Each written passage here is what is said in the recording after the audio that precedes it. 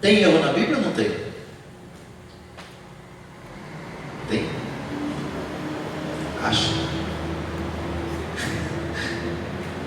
Quem já leu na Bíblia que aquele que é nascido de Deus não peca? Já leu esse versículo lá em 1 João? Aquele que é nascido de Deus não peca. Quem já leu? Está na Bíblia. Pelo menos em algumas Bíblias. Eu já vou explicar o porquê. Em outro texto da Bíblia diz assim: aquele que diz que não tem pecado, já pecou, porque é mentiroso. Se dissermos que não temos pecado, enganamos a nós mesmos e a verdade não está em nós. E os dois versículos estão na Bíblia. Um diz que não peca, e outro diz que não tem um que não peca. E aí, qual que está certo? Tem erro ou não tem? Lá vem o conflito. Lá vem o conflito. Tem um conflito aí, não tem dúvida? Irmãos, é por isso que é importante a gente ler a Bíblia. Quando eu voltei para a igreja, em 1993, o primeiro propósito que eu coloquei no meu coração foi: eu vou ler a Bíblia toda. E tudo que eu não entender, eu vou pesquisar. Um dos textos que me deixou angustiado foi esse. Eu aprendi na teologia que, no que consiste a inspiração da Bíblia, diz que não tem erro.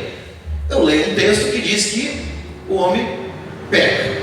No outro diz que aquele que é nascido de Deus não peca. Eu acredito que eu sou nascido de Deus e eu peco. Como é que eu concilio esse negócio? E eu comecei a estudar.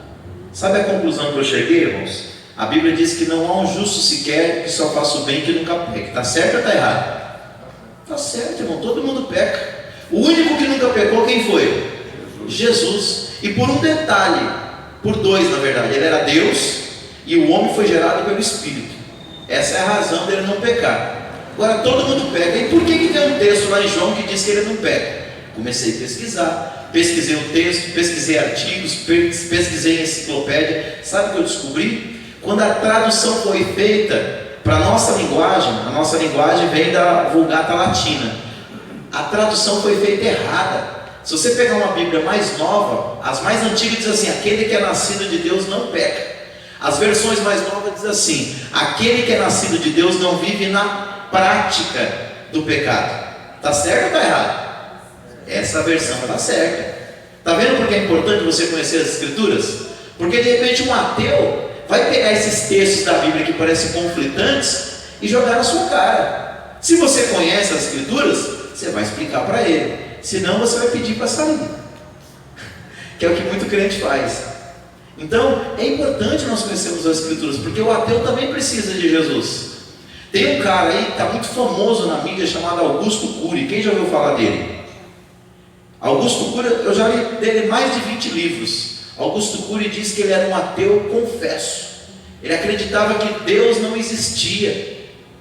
E ele ensinava isso. Aí sabe o que ele fez? Ele começou a estudar as Escrituras.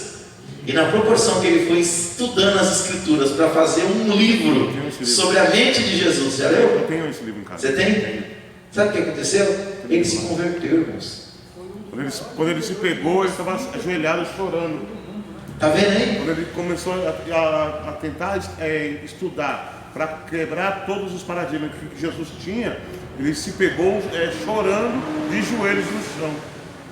Então, irmãos, a Bíblia é a palavra de Deus. E por ser a palavra de Deus, ela tem esse poder de mudar a vida das pessoas. Então, nós como cristãos precisamos conhecer a palavra de Deus. Esse livro que a gente carrega hoje, não é mais nem não é mais nem debaixo do braço, é no smartphone, né? Não importa, irmãos. O importante é que você carregue ela ali, mas que você tenha ela aqui, ó, e aqui, ó, quando for necessário. O que o salmista falou? Escondi a tua palavra no meu coração para não pecar contra ti. Palavra aqui é vida agradável diante do Senhor. Então, a inspiração da Bíblia significa que Deus inspirou os homens. Aí tem gente que fala assim: não, mas eu não acredito na Bíblia, porque a Bíblia foi escrita para os homens. Lógico que foi pelos homens. Deus ia usar o cavalo, o jegue, a anta? Não, Deus tem que usar o homem. Não é verdade? Agora, esses homens estavam inspirados por Deus. E a maior prova que a Bíblia é a palavra de Deus não é o que ela diz, é o testemunho do que ela tem feito na história da humanidade. Você lembra quem era você? Eu lembro quem eu era. mentiroso, sem vergonha, salafrário. É verdade. E mais alguns outros adjetivos negativos. No dia que eu encontrei com Jesus, irmãos, a minha vida mudou.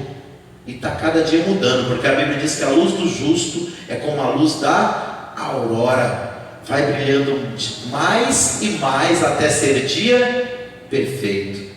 O que é a luz da aurora? É o sol, irmãos. Quando nasce de manhã, aquela frestinha lá atrás do prédio, lá, aquele pouquinho de calor, aquele pouquinho de luz. Mas meu amigo, hoje meio-dia, 35 graus, eu olhava para cima assim, estourando mamona no asfalto, dia perfeito. Assim é a tua vida. Você começa lá nas trevas, Deus vai te iluminando, te iluminando, te iluminando, até o dia de você estar preparado para se encontrar com o Senhor Jesus. É isso que a palavra faz. Esse é o milagre das Escrituras. Então, algumas falsas teorias. Na apostila eu coloco com detalhes, aqui eu só vou citar. A inspiração natural humana, ou seja, a Bíblia é um livro escrito pelos homens e portanto é um livro falível. 2. A inspiração divina comum, ou seja, foi Deus que inspirou, mas a mesma inspiração que os homens têm hoje é aquela inspiração de quando escreveram a Bíblia. São falsas teorias. Terceira, a inspiração parcial. Já tem teólogo defendendo que tem texto na Bíblia que é inspirado e tem texto que não é inspirado. Toma cuidado com esses teólogos. Por quê? Eles não têm capacidade de dizer qual que é o texto inspirado e qual que é o texto que não é inspirado. Geralmente é assim: o texto que agrada, que fala do amor de Deus, da graça, da misericórdia, do perdão, esse texto é inspirado. Agora quando fala do juízo, da justiça, do castigo, da repreensão, não, isso não é coisa de Deus não. Deus não é, como é que eles falam? Deus não é nenhum algoz. Deus não é tão mal que vai fazer o homem ir para o inferno. Irmãos, não é Deus que faz o homem ir para o inferno, é o homem que vai com as próprias pernas. O que Deus concede ao homem durante a sua vida são as oportunidades. É semelhante a uma pessoa que está doente, num leito, à beira da morte, e aí chega o médico com uma injeção e diz: olha, você foi mordido aí pela cobra, você foi picado pela cobra, aqui tem um antídoto, posso aplicar? Assina aqui o documento para aplicar. Não, eu não quero que assina não. Mas você vai morrer. Eu não quero que assine, eu não tomo injeção, minha religião não deixa. Está entendendo? Salvação e perdição é isso. É Deus disponibilizar para nós o caminho da bênção e eu escolher o caminho da maldição. Isso aconteceu com Israel. A Bíblia diz que Deus todos os dias estendeu a mão para um povo rebelde e de coração duro. A Bíblia fala: eis que estou à porta e bato. Se alguém abrir a porta, entrarei e cearei com ele e ele comigo. Ou seja, o Deus da Bíblia é o Deus da oportunidade. O que acontece aqui com essa teoria? Eles dizem que os textos da Bíblia que falam do amor de Deus são inspirados. Os textos que falam do juízo de Deus é o homem projetando na Bíblia a maldade do seu coração. Querido, se até nós aqui desta terra nós entendemos que quem faz o que é certo tem que ser galardoado e quem faz o que é errado tem que ser punido, por que Deus não seria assim? Está entendendo? Então a doutrina bíblica sempre põe diante de nós os dois caminhos, mas a decisão, a escolha é minha, é sua, é nossa. Outra falsa teoria é a teoria do ditado verbal, ou seja, é que Deus ditou palavra por palavra. A verdadeira inspiração da Bíblia, Deus inspirou e cada um escreveu do seu jeito. Deus respeitou a individualidade de cada um. Quando você lê, por exemplo, as cartas de Pedro, elas são simples, mas elas traduzem a vontade de Deus. Aí você lê as cartas de Paulo, tem palavra que nem eu entendo. O cara era poliglota, o cara tinha um monte de formação, ele aprendeu aos pés de Gamaliel, ele era super estudado. Pedro era pescador. Enquanto Pedro estava puxando e lavando rede, o que Paulo estava fazendo? Estudando. É que nem eu e você. Enquanto eu e você aqui estamos trabalhando no dia a dia, o filho do papai muitas das vezes está estudando nas melhores faculdades do mundo.